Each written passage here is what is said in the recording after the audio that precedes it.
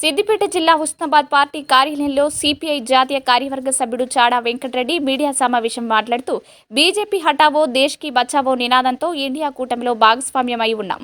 శ్రీరాముడు మంచివాడే కాదని ఎవరూ కూడా అన్నారు. రాముడి పేరుతో రాజకీయం చేయడం ఏమాత్రం సరికాదు. అక్షింతల పేరిట రాముడిని రాజకీయం చేయడాన్ని తీవ్రంగా ఖండిస్తున్నాం. గత ఎన్నికల్లో కేసీఆర్ అహంకారమే బీఆర్ఎస్ ను ఓడించింది. ఇప్పుడున్న ప్రభుత్వం ప్రజా పాలన పేరుతో దరఖాస్తులను స్వీకరించడం చాలా మంచి పరిణామం. గత ప్రభుత్వంలో జరిగిన నిధుల దుర్వినియోగంపై న్యాయ విచారణ చేపట్టడం మంచి పరిణామమన్నారు. ఏదైనా బీజేపీ కట్టావో దేశ్కో బచావో నినాదంతో మా పార్టీ దేశవ్యాప్తంగా ఆందోళన చేసింది. అందుకనే ఇండియా కూటమిలో కూడా మేము భాగస్వామ్య ఉన్నాం. శ్రీరామచంద్రుడు అంటే మంచివాడే, రాముని పేరుతో కూడా రాజకీయాలు చేసే పరిస్థితి చేస్తున్నాం. తలంబరాలని ఇంటింటికి చేర్చి ఒక వాతావరణం అయినా ప్రజలు గుడ్డోళ్ళు కాదు, ఎడ్డోళ్ళు కాదు, అమాయకులు అసలు కాదు. చైతన్యం వచ్చింది, అర్థం చేసుకుంటాం. అందరికీ రాముడు అంటే మంచివాడు, ఉత్తముడు, మాట తప్పనివాడు, ఏకనారిపతుడు అని ఇట్లాంటి మంచి అభిప్రాయాలు ఉన్నాయి. అది వ్యక్తిగత ఇష్టాయిస్తున్న ఆధారానికి సంబంధించిన సమస్య. దాన్ని రాజకీయాలు చూపుతారు కాబట్టి దాన్ని తీవ్రంగా ఖండిస్తున్నాం. మళ్ళీ కాలు రాయద్దు అని చెప్పి గట్టిగా నిలబడ్డాము. అది ఇవాళ ఎటకేలకు బీఆర్ఎస్ కేసీఆర్ అహంభావం ఆయన ఓడించింది. ఆయన దాని నుంచి గుణపడక తీసుకోవాలి.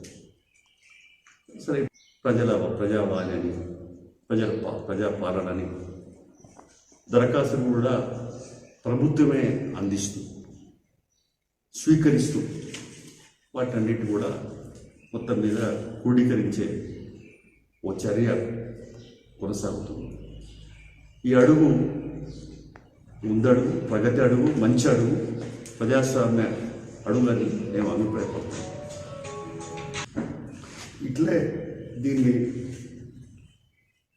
ఒకవైపున గత ప్రభుత్వం పైన కక్ష దూరంతో కాకుండా వాస్తవాలు వెలికితీసే దూరంలో ప్రయాణం సాగించాలి.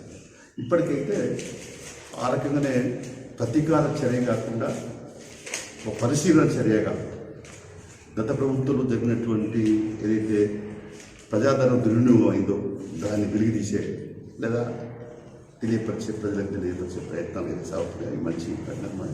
మేడిగడ్డ కూడా ఇప్పుడు రకరకాలుగా మాట్లాడుతుంది. బీజేపీ వాళ్ళే అంటారు సిబిఐ ఎవరి చేతులకు ఇవ్వమ్మా, బీఆర్ఎస్ నా సిబిఐతో అంటే ఎందుకంటారు వీళ్ళు అంటే దొంగ ఒకటి అన్నట్టు ఇట్లా ఉంటుంది.